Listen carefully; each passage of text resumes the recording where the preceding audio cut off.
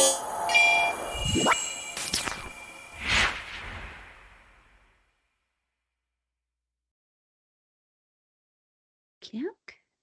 And I am going to let everybody in. Hey, everybody. Welcome to Level Up Learning. Unlock the power of AI in every classroom. We're really excited that you're here today. I'm going to give people a chance to jump in. I'm not sure how many people are in the waiting room, but we want to give a minute for everyone to get in, and I'm going to share my screen and drop the link in the chat. Lauren Boucher is here behind the scenes, so if you have any questions or anything, then we'll definitely make sure to put them in the chat and get those answered. So let me click share and get this shared.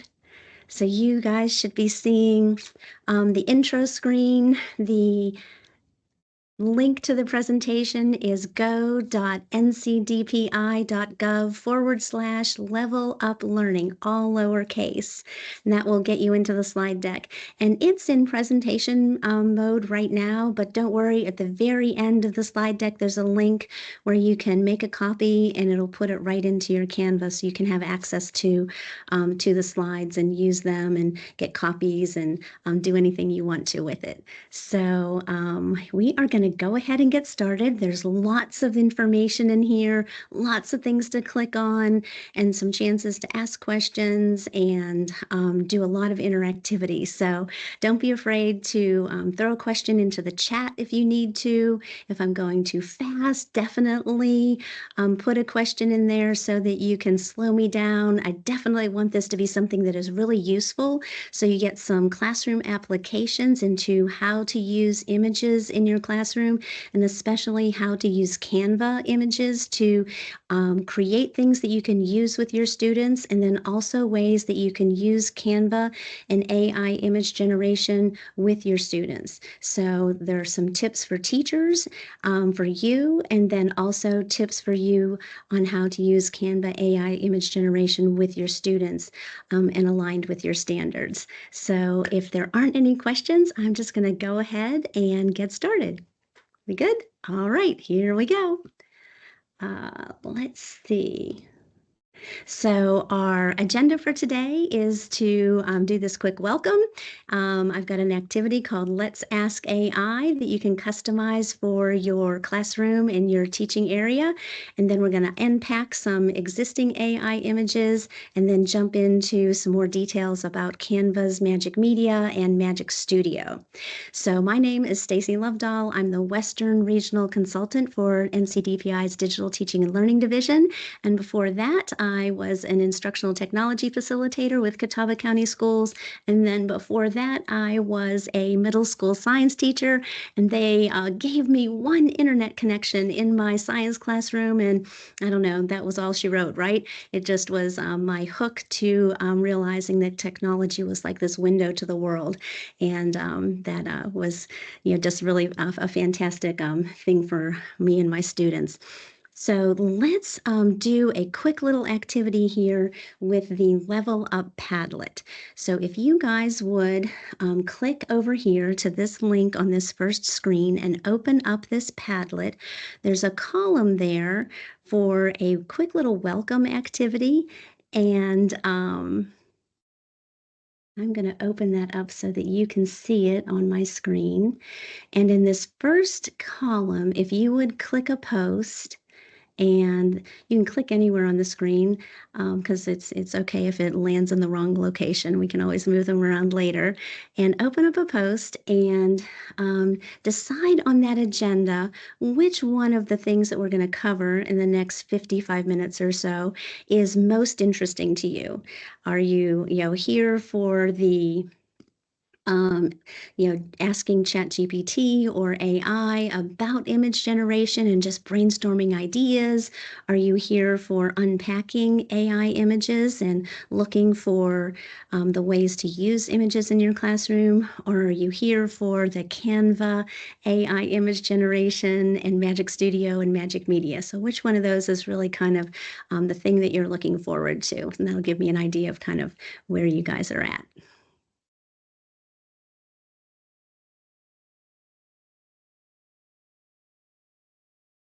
You can see I've collected some information from the previous session that I did, so I have a feeling I kind of know where we're going to go with this, but um,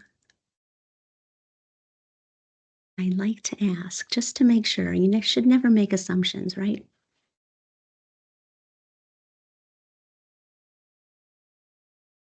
Okay, so while you guys are doing that, I am going to jump over to our next slide and give you a quick little tip for one really great way to use AI images and connect it back to some highly effective strategies that we know work with kids, right? One of my favorite hashtags that I've been using lately is think your thoughts first. It's kind of long for a hashtag, but I'm going with that idea anyways, right? We really have this concern with AI that if AI can do everything, then what is left for humans to do? And so, one of the things that I like to start with is these tried and true instructional strategies that we can use in the classroom, like Freyer models. This also works with a lot of reflective strategies like 3-2-1 reflections, jottings, other thinking routines. And if you need a resource for just exploring thinking routines for any classroom, you can click on this wakelet up here in the upper right-hand corner and dig into some other resources that I've collected along the way.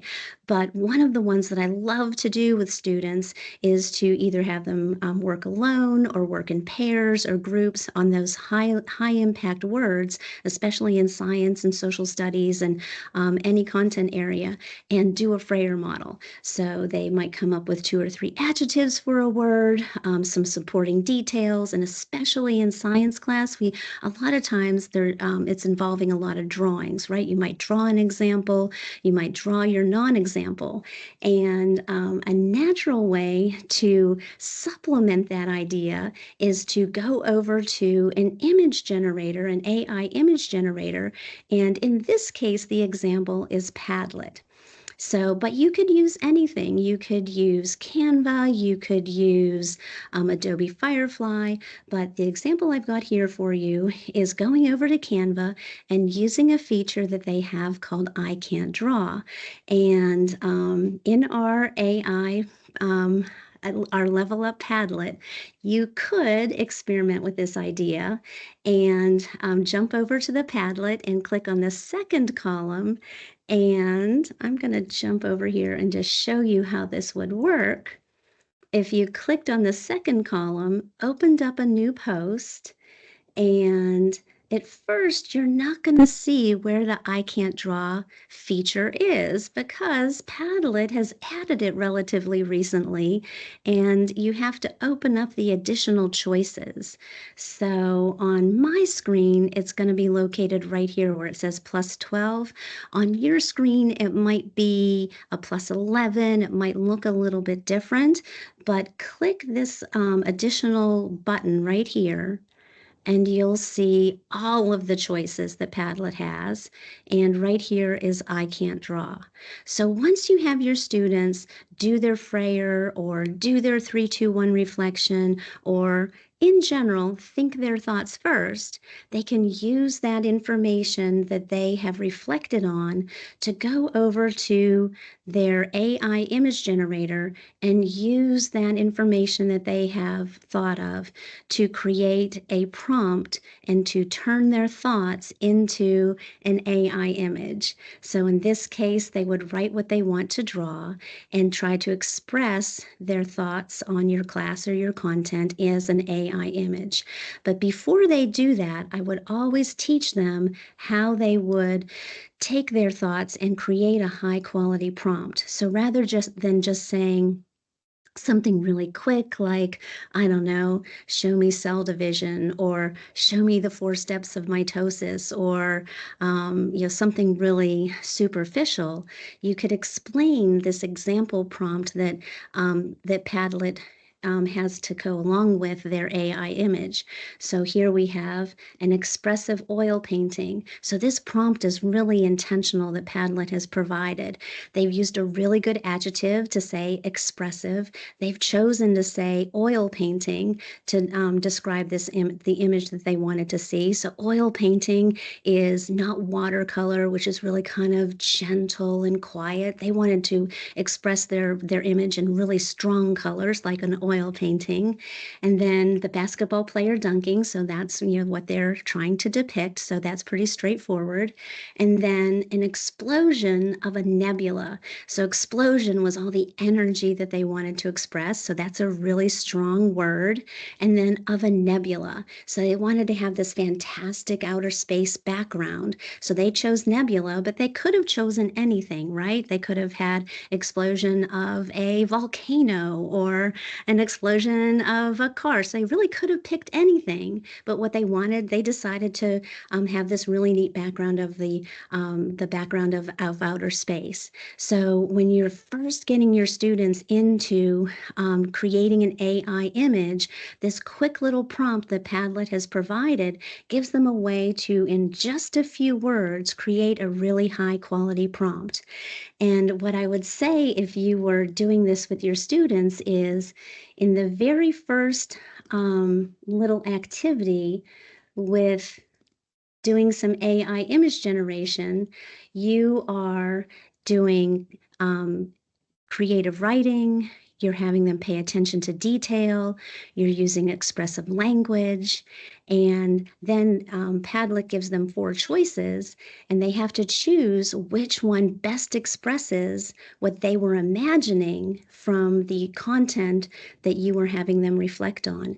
And whenever you're having them choose between at least 2 things, but in this case, Padlet gives you 4 to choose from, you're having them compare, and comparing is critical thinking. So before I go on to the next thing, I wondered if you noticed anything in this activity that you could apply to your classroom instruction, or if you had any questions about how this might work. And we only have a few people in here right now, so if you would like to unmute your mic and just say a comment out loud, that would be fine, or you could type it into the chat.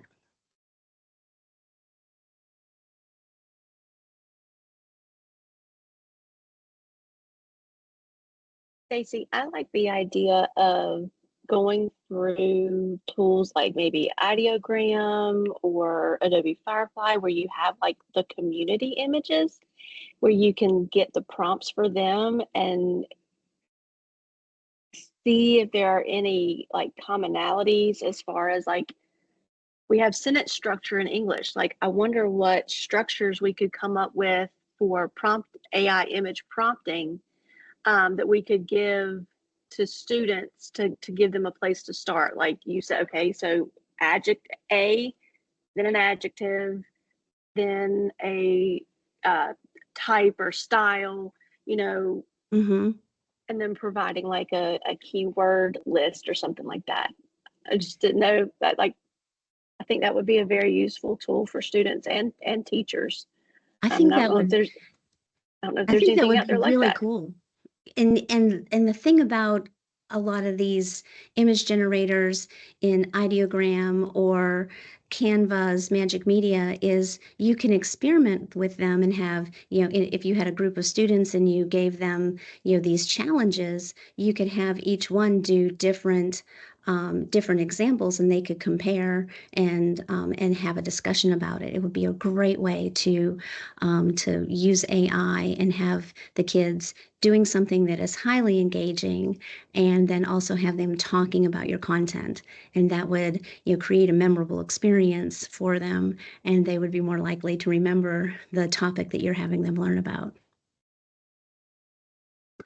Okay, so we are going to go on to the next thing, And this is the Ask AI activity. So this used to be called Ask ChatGPT, and I've had many iterations of Ask AI because it turns out that I have a lot of questions, and I'm sure that you do too, and so do your students, right? So if you were doing this in the classroom, you would have a safe version of this that would be a student-friendly version of AI. But since we're adults, we're going to use one of these versions of it. So if you would like to use ChatGPT or Perplexity or one of these others, then you would click on whichever one is your most favorite and open that up. So have one tab open with your favorite AI, and then also open up this Google Doc that has an example prompt for you. Okay, so I'm going to use ChatGPT and open that up. So that's going to be here. And then the other thing that I'm going to open up is at this Ask AI doc. So if you open that up, that's going to give you this prompt. So what we're going to do here is brainstorm ideas for ways to use image creation in your content area, and you can customize this prompt however you want to. It's really pretty simple. So it's saying you're telling AI its role, so it's going to be an expert in whatever your area is. So if you are upper elementary, middle school, high school, you can be as specific as you want to. So you would copy this.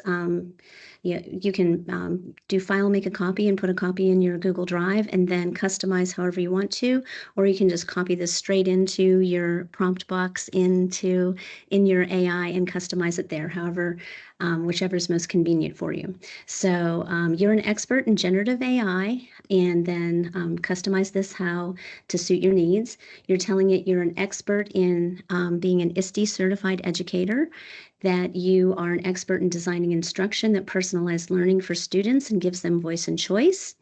And you're asking AI to brainstorm ways to use AI image generation to foster critical thinking skills in your classroom. And then insert your learning goal, your essential standard, or your question that you want it to be focused on. So you can be as broad or as general as you want to. One of my favorite ways to address that part of the AI prompt, especially this year since I was a middle school science teacher, and as you might be aware, we have reissued the science standards in North Carolina. So what I've been doing lately is taking our new science standards and going over to Magic School and using their standards unpacker. It is on the free side of Magic School, so I just love the way that standards unpacking tool works. You literally copy one of your standards, go to standards unpacker and choose your grade level and paste it in, and it gives you this complete list of the learning targets, the objectives, and some information for it. And you can take one of the learning targets and paste that in there. It's a really nifty tool. So once you get all of this information, you would copy that into your ChatGPT and get a great summary of just different ways to start using AI image generation for any of the standards that you've got in your classroom. Okay. That brings us to the thing that in that first column of our Level Up AI Padlet that most people really want to know about. So I am just going to dig right into ChatGPT and Canva. Okay, so we're going to combine the two together. And the reason I say ChatGPT is because you have access to image generation in ChatGPT, which is pretty cool.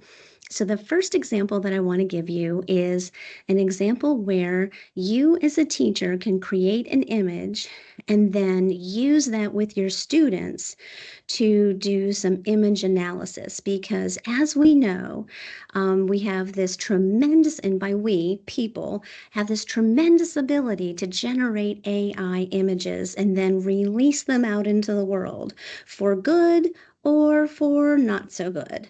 And so it becomes very important for us to make our students aware of some media literacy. That when you see something that looks amazing, like we've got this on the screen, I think this is a really cool image, totally AI generated.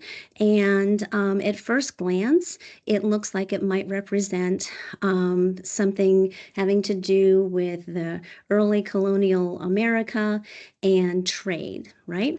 And so I want to walk you through how we could use this image to not only teach our standards in middle school social studies, but then also to help kids become a little bit more aware of how to assess an image for accuracy.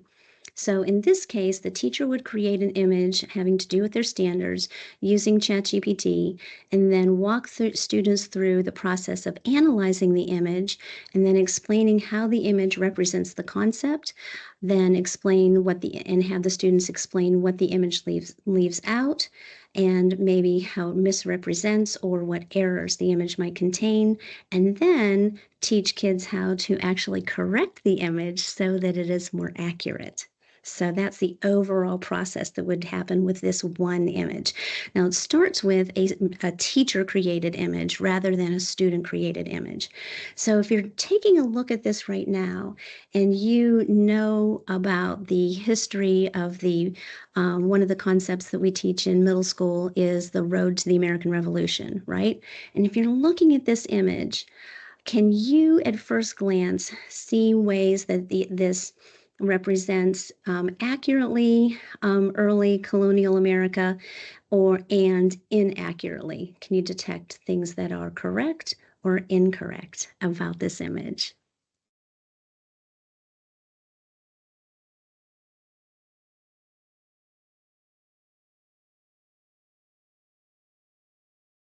And I am going to give you just a second to either unmute if you want to, or if not, or type in the chat if you'd like to.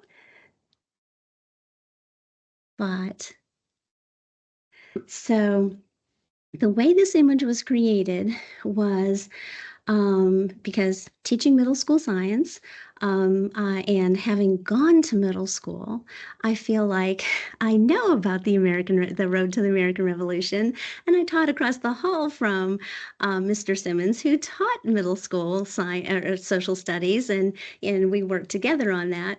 But exactly, um, but that was but looking at this image. I used ChatGPT to get me some information to help me create this image. So when it created this image, at first glance, I thought, wow, this looks great. We've got the bustling dock. We've got it created some people that are in clothing that represents the time period. I felt like it was fairly accurate. Some of the people who look like they are the traders are looking a little bit unhappy because they're handing over their goods to people that appear to be better dressed. So maybe those are the British. So overall, I felt like the vibe looked correct. We've got the East India Company, so that's representing the British that are maybe, taking the goods from the American, or well, not from the colonists, right? So, but in the chat, right, we've got the American flag. So if this is the representing the road to the road to the revolution, and we've got this American flag sitting over here, then hopefully your students would identify that we haven't yet had Betsy Ross making the flag yet. And so that American flag should not be there yet. So that's definitely a problem. Can anybody see one other thing in here that kind of looks a little bit? Yes, Lauren, there are ships. What's up with these ships? I'm unclear as to the location of the water in this picture. Just seems like I mean, this ship over here on the right I'm okay, but this ship situation is not quite right. It's kind of like people having an extra appendage. I feel like it's just a little bit misplaced. Okay, so you can get kids to look at your image and and analyze for the things that are in the incorrect location. So identify the errors, and then the next step in this would be to teach kids how to actually go in and correct the errors. So that brings me to Magic Media. So on slide number 11, if you guys would click on this bit.ly, bit.ly/magic with a capital M, media with a capital M, prompts with a capital P. Okay, so bit.ly/magic media prompts. And that will take you to a template link. So if you scroll on some screens, you have to scroll down a little bit in order to see this purple bar and open up, click on the purple bar, and it will open up into a template copy. So it puts a copy into your Canva account. If you don't have Canva for Education already, then make sure that you sign up with your school or your education account and answer the questions. Make sure you tell it you're an educator, because Canva is free for educators, and it'll give you access to all of the free tools that Canva for Education provides public school provides educators. So, and that might take a couple of clicks, but then you'll be in. So once you open up this template, you're going to see a lot of things. So the first thing that you'll see is this direction slide. And the day that I made the directions, I was a little bit obsessed with emojis. So every other word, I was just like, choose, pick, and paste. And I don't know, there's a little piece of tape there. Anyways, I won't read these directions to you because I'm just going to tell you in person or virtually in person how to use this template. But if you need to go back and read through this, just bear with me. I was in love with emojis that day. So if you click on slide 2, here's a copy of that same picture that we were just looking at. And you could use something similar for students. You could give them a template link, get them into whatever picture you're using with them, and have them circle the errors, and then have them explain their thinking, right? So that would be step 1. In step 2, it gets into hands-on with image modification. You could teach students how to take that image and actually change it so that it is correct instead of having the errors in it. So that gets us into Magic Media and Magic Studio, right? So the first thing that we're looking at here is maybe we want to get rid of that American flag that is not correct. So if you select the image, so you click on it so you make sure that it's got the little handles around it. And up here in the on the toolbar, you should see Edit show up. You click on that and make sure that you click Edit. And that will open up your Magic Studio choices. The first thing that we want to do is get rid of the American flag. So we're going to use one of the tools in Canva's Magic Studio called Magic Eraser. So if I open up Magic Eraser, you're going to see a couple of things. The first thing is a brush size tool. So if you slide it back and forth, you can see you can change it however big you want it to be. I'm going to keep it about that big. So notice when I slide it back and forth, the little circle changes size. So I'm going to make it about that large, and then just kind of erase it out. Now, if you've got a phone and you've done this on your phone, it's kind of the same thing. You just kind of can change the size of your finger, right? On the screen. And once you've erased it, you just click erase. And it'll delete that picture, the whatever you want out of there, and fill it in with whatever's surrounding. And it did a pretty good job, but I'm going to say I need to get it erased a little bit better. So I'm going to do it again. And click it again. And so now our American flag is gone, and it's filled in with the surroundings, so it looks like a window. And I could do the same thing with all of these boats. Like I literally, as a student, could get rid of all of these boats. Now, would it take some time? It definitely would. But your students have time. So they could get rid of these boats and fill them in with something else.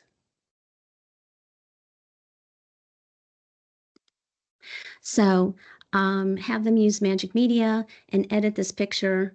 It would take a few erasures to get rid of it, and it fills in with the surrounding pixels and would blend those boats out. So that's the first thing that they could do with Magic Media. So that's that page. The next thing you guys could that people can do with Magic Studio and Magic Media or in Magic Media is remove people that might be the wrong people or add them back in. So what I'm looking at over here in my colonial America picture is, even though these workers on the dock look like colonists, I don't see anybody that looks obviously British, right?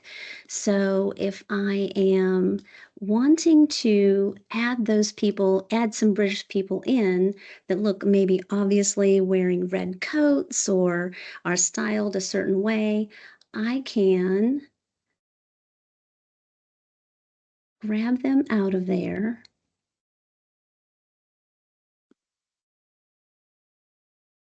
And if I choose Magic Grab, let me go back and let me undo that. If you grab your picture, click Edit, and then choose Magic Grab. And as soon as you click Magic Grab, it's going to scan the picture and look for things that it can select out of the picture so that you can remove them, identify people. And you'll see it do it. And so all of those people in the foreground, when you hover over them, they turn purple. And so it can identify that those are people that it can remove. So suppose I want to have that person, you can do a bunch of things with the images that it has grabbed out of your picture. The first thing you could do when you select that person is you can literally grab them and delete them out of there, or you can resize them. You can make them bigger or you can make them littler. So suppose I want that person to be a very large person, or maybe I want to move that person over here, or I could just delete that person out, right? So you could take all of your people that are dressed in the foreground a certain way, and you could remove them out, and then your students could take people who look more like British soldiers and add them in. So you could have students could completely redesign this picture and have it be styled a different way to match the time period that you would want them to have. Okay, so let me go to the rest of this slide deck and show you a couple more things that you have access to in this slide deck. There are a lot of prompts in here that would teach your kids more about prompting in your classroom. And I would start off with slide 6, which is a really simple prompt. I'm calling this one the Picasso prompt, but you could change it to be a lot of different ways. So there's an example prompt that is the style of Picasso cubism with a detailed wren flying around a library. So the very first time students use the Magic Media prompt AI image generator in Magic in Canva, I have them start off with a really simple prompt just to get the hang of it. So you could pare this slide deck down and have a very simple prompt in there for them to customize just to get the hang of how to use Magic Media. So this is an example of how to do that. So if you have never used Magic Media before, you could come over here and just copy this prompt and then go over here to your side toolbar and scroll there are a couple of ways to get to Magic Media. One is to click Elements so that shows up. And you'll see right here where it says plus, generate your own. That's one way to get there. And that will bring up the Magic Media prompt box. If that doesn't show up for you, another way to get there is to look all the way down here to where you see this little waffle and click that. It says apps underneath it and search for Magic Media. And you have to put a space. And it'll be the first one that shows up.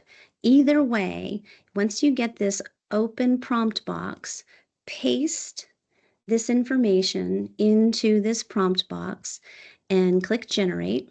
And just like with Padlet, it'll give you 4 choices. So that'll teach your students how to use Canva's Magic Media AI image generator. And it'll give you an image of a wren flying around a classroom or flying around a library in the style of Picasso combined with the style of Cubism. And you'll see there's different things. It's not exactly the same as the one that I created a little while ago. And if they like it, they click on it and it'll add it to the screen, right? If they like all 4 of them, they could click all 4 just to take a look. Either way, every time they click on one, it adds it automatically to their upload library. So sometimes if you like all of them, it's kind of neat to click them all because they go into your upload library and you can save them for later. So once they've learned to do a really simple prompt, then you can explore more complicated prompts. So there's another one here. I'm calling it the AI in Education prompt. So you've got a cartoon style instead of the Picasso Cubism style. This is telling it to put it in the style of a cartoon. And everything in parentheses is a suggestion for what you could customize. So you could customize a place or a feeling. Add some adjectives and a description of what that place is like. And then here's some more information for the AI to tell it what you want it to look like. So we want it to be 3-dimensional. We want it to use the storybook realism style. So it kind of looks like sort of like a Disney style or a Pixar style. And we want it to be detailed. So if you wanted to get an idea of what that looks like as an example, there's an example here down below. So I'm going to copy that and paste it in here just so you can see what that would look like. So I'm going to clear that out and and paste that in there and generate it. Yes, storybook realism is very cool. And again, it gives you 4 choices. And so my prompt here was an imaginative, optimistic, full-bodied woman in the future teaching children in an outdoor science classroom with VR, holograms, and personalized bots, 3D storybook realism detailed. Okay, so not to say that I was kind of channeling my optimistic future classroom that I would love to teach in, but I just might have, right?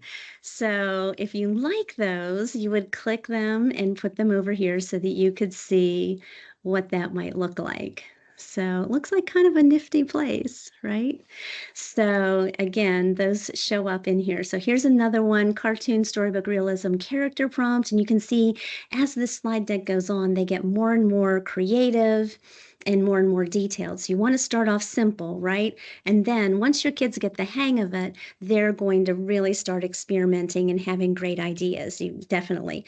The really good thing about Canva is that it is within that walled garden of education. So if your kids type in things that are too creative, Canva is not going to give them inappropriate images.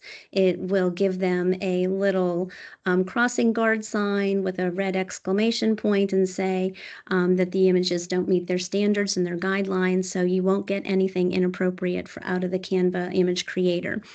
You can see that you could create a Funko Pop if you're a Funko Pop person. That was what my profile picture was on the second slide. That's how I created that. So in the chat, we have Lauren has added that it's also the Canva's AI image creator is also really good about staying away from copyrighted information. So it definitely doesn't give you anything that crosses that line as well. So Canva EDU has been designed to be appropriate for K-12 education. And it also, the Magic Media is an external app, but it is one of the ones that is covered by the Canva terms of service. So if your district has allowed Canva for internal use, the Magic Media is inside that same terms of service. So I'm going to scroll on here. Here's another one on slides 12. It's just an example of how a teacher that I was sharing this with a little while ago was saying that they had customized one of the prompts to give their students an idea of how to use it inside science class. So a lot of these start off kind of fun as examples, but you can definitely narrow them down and use them for specific science or specific standards in your classroom too. So we've got a lot of different ideas here. And then towards the end, I've got a list of artistic styles that you can combine. So I've kind of highlighted cartoon and storybook realism, the Picasso cubism, but this is a list that I got from a website called Midjourney, which is known for being very artistic and for graphic design. And then on the last page, there is a link out to even more information if you want to kind of just explore more. So, and then that's it for Canva. Any questions before we go on to the next thing?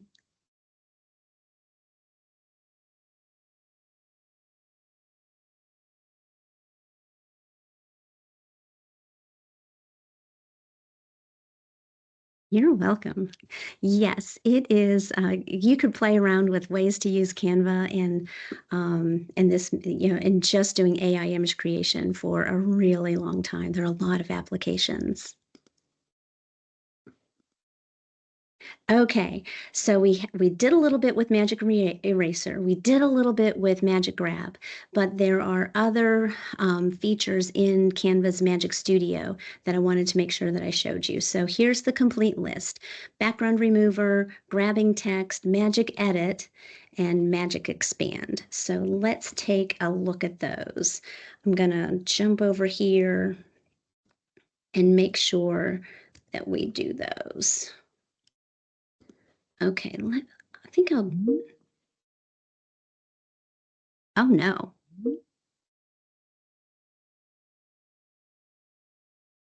Well, I was on hold there for a minute, but it looks like I'm back. Okay, so that's good. Okay, so let's do. So we did Magic Grab. Let's do.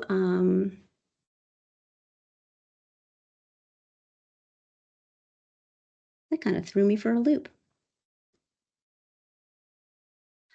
So let's do magic or background remover.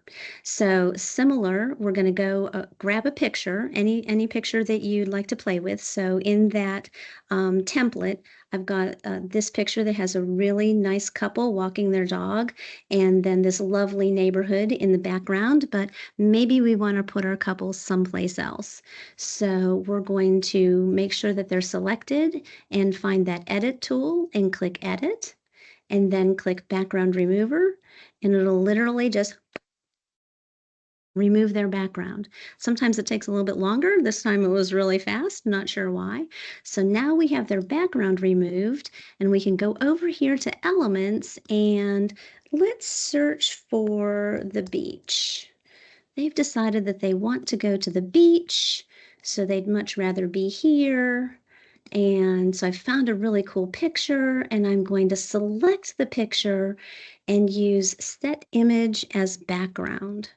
That'll make the BIM image just kind of, set itself all the way, all four corners to the background. And now our couple is walking their dog on the beach instead of their neighborhood. So we haven't invented teleportation yet in real life, but at least we can, in our images, right? Okay, so that's that one. Let's see. I'm going to duplicate this page and go over here and take this couple and detach this image from the background and select this, click edit, and go over here and do magic expand. And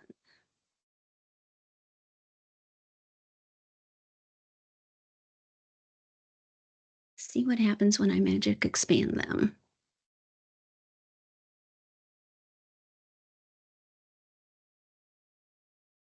Okay. I was wondering if it would grab the original image and do that, and it did not. So I'm going to not magic expand them, and I'm going to go over to my uploads and grab this picture. So this picture is from a school AI icon that I created a couple of days ago. And I'm thinking that maybe I want to use this in a workshop or something, but I want to make it the whole entire background. So if I grab a picture that needs to be larger instead of just a little tiny background, you can select it and go over to Magic Expand and click whole page, and it'll think about it, and it should expand it to the whole page.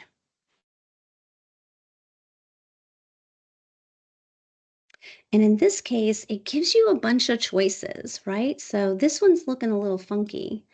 This one is looking a little blurry. This one, I'm going to click done for that one. So each one of them is a little bit interesting. In our original slide deck, the one that I created when I was working on this the other day, here was the original picture, and here was the example that it gave me.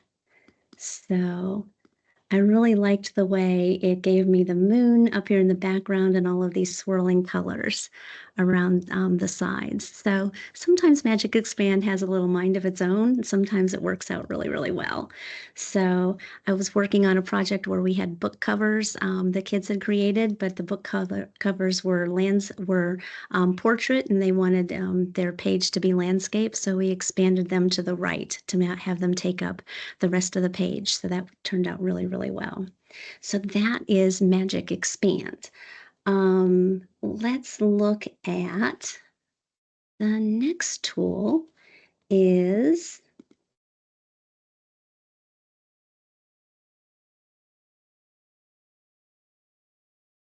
so I'm going to grab this one and go back to editing the text. The next thing that we could do in this picture is suppose that you had a really good picture for your students that had all of the elements that you wanted, but maybe British or East India Company. In this case, it's spelled correctly, but we've all seen pictures where AI did not spell things correctly, but they could identify as text, but it was not spelled right. So you wanted to correct the text. That would be a great use of grab text.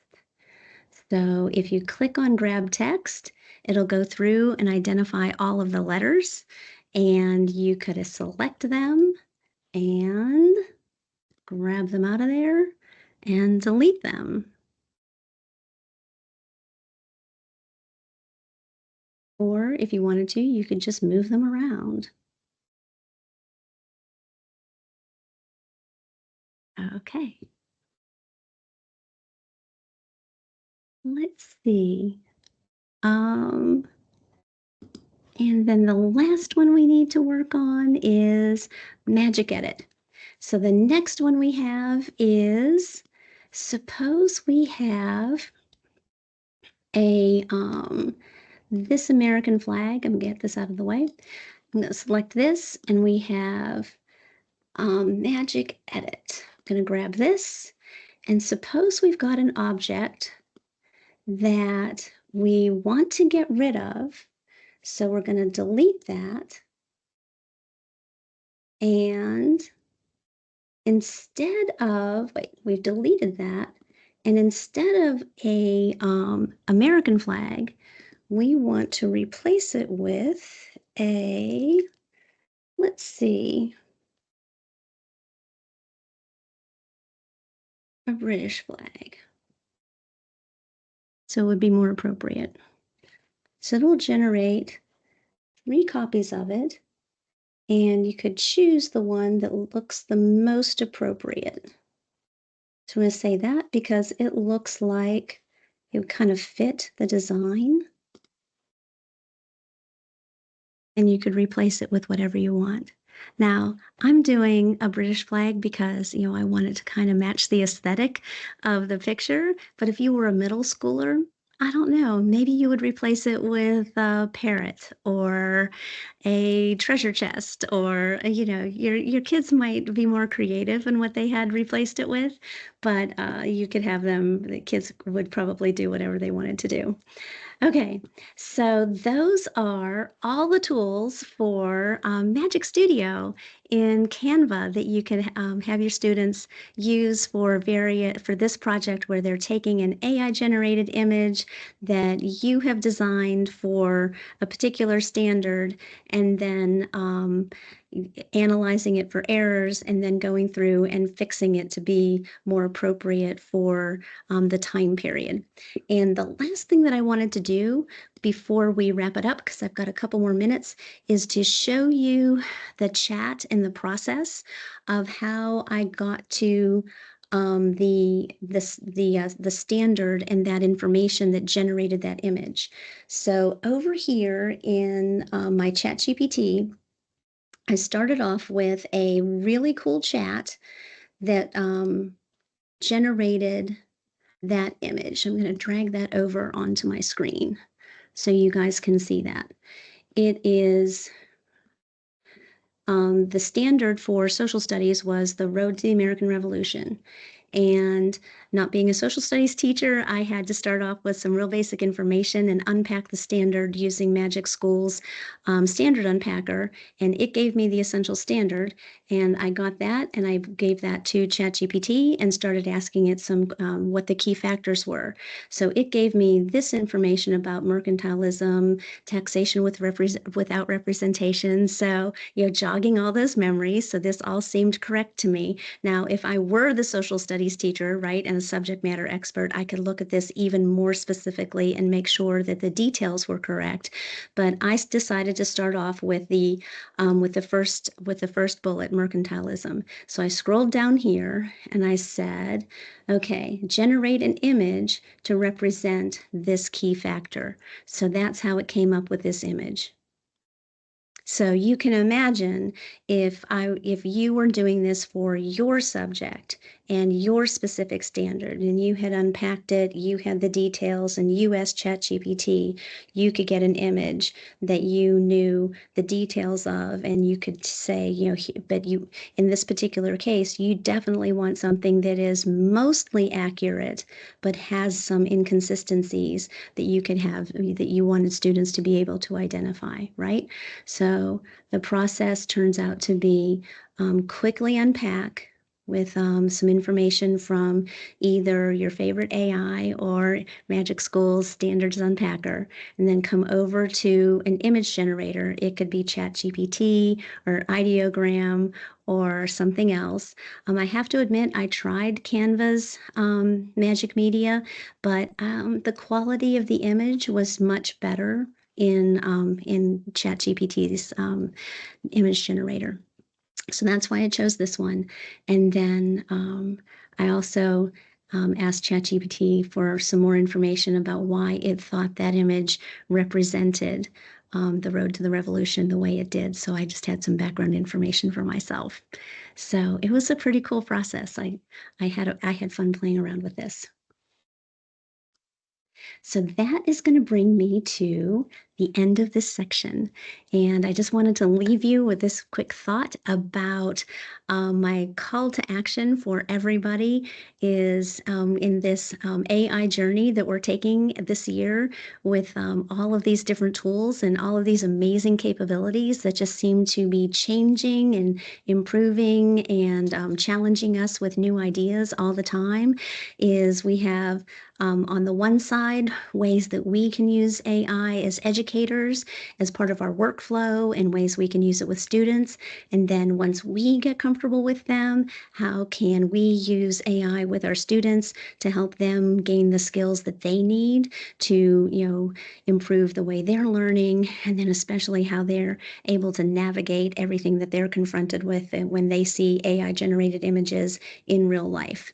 So, I appreciate that you guys are here either in person or watching in your spare time this webinar and learning about AI image generation and how you can use it with your students.